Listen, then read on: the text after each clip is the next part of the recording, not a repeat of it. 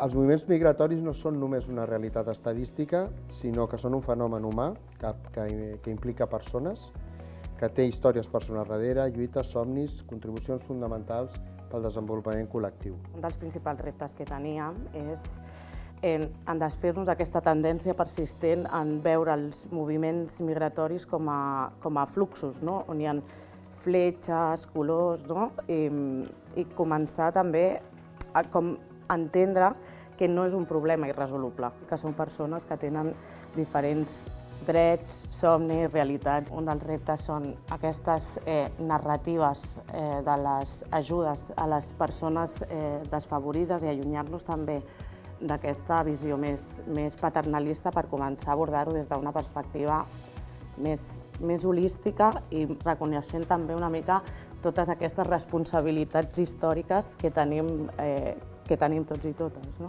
Hem de parlar això amb realitat i s'ha de fer una política pública coherent i consistent. No la podem fer de qualsevol manera i hem de parlar de dades, no? Hem de tenir en compte les xifres, hem de saber quines realitats hi ha, que no són la mateixa la realitat metropolitana que la metropolitana de la Catalunya interior, que cal un equilibri territorial i l'equilibri territorial passa molt sovint també per tot el que són la gestió pública de l'àmbit social, tant de serveis bàsics com de serveis especialitzats. A mi em sembla que hi ha dos grans elements que en aquests moments hem d'afrontar.